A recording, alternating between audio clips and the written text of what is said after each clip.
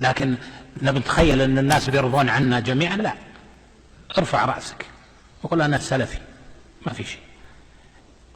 Bismillahirrahmanirrahim. Mərhəmətli və rəhmli Allahın adı ilə, aləmlərin Rəbbi olan Allaha həmd olsun. Peyğəmbərimiz Muhammədə, onun ailəsinə və bütün səhabələrinə salat və salam olsun. Bundan sonra ümrə, bacaran şəxs üçün ömründə bir dəfə vacibdir. Bir dəfədən artıq edilən ümrələr isə nafilə ibadətdir.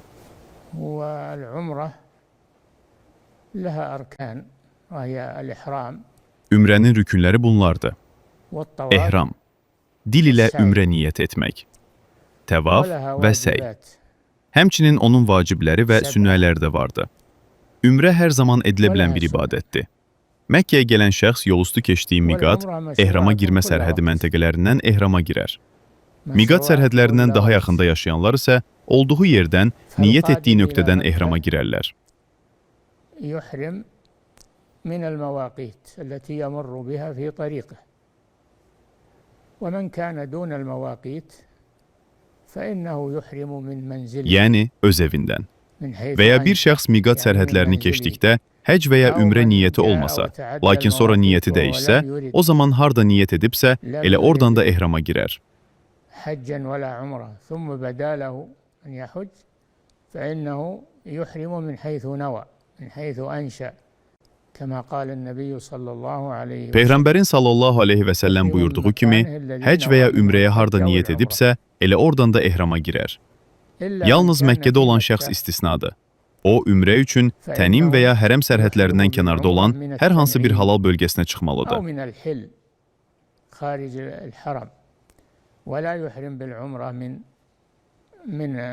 Məkkənin daxilində ümrə ehramına girilməz. Bunun səbəbi, ümrə əsnasında həm halal bölgəni, həm də hərəm bölgəsini birləşdirməkdir. Buna görə də tənim, zəhir və ya hərəmin digər sərhədləri kimi ən yaxın halal bölgəyə çıxıb, oradan ümrə ehramına girilməlidir.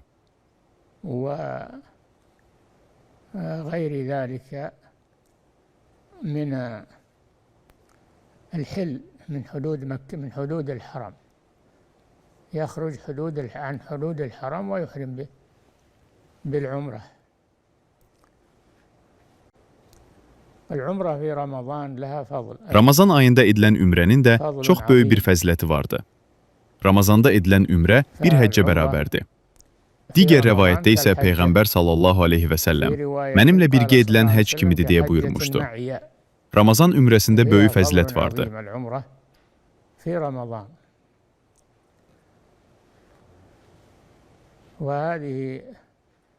Bunlar İslamın əsaslarıdır. Həcc və ümrə də onlardandır. Ümrə kiçik həcc sayılır və böyük savabı vardır. Həcdən fərqli olaraq, ümrə ilin bütün vaxtlarında edilə bilər. Həccin isə müəyyən olunmuş vaxtı vardır. مشروعة في سائر السنة بخلاف الحج فإن له وقتا. Uca Allah buyurur, həcc məlum olan aylardadır. Bu aylar Şəvval, Zülqədə və Zülhiccənin 10 günüdür. Bunlar həcc aylarıdır.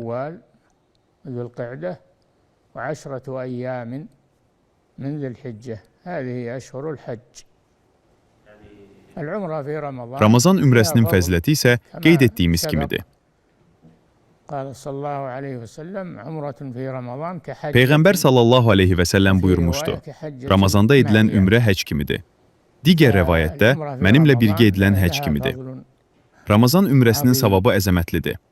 Müsəlman şəxs bu böyük savaba nail olmaq üçün Ramazanda ümrə etməyə can atmalıdır. Allaha həmd olsun. Peyğəmbərimiz Muhammədə, onun ailəsinə və səhabələrinə salat və salam olsun. Elhamdülillah və sallallahu və səlləm alə nəbiyyina Muhammed və alə alihi sahbihi ecmain.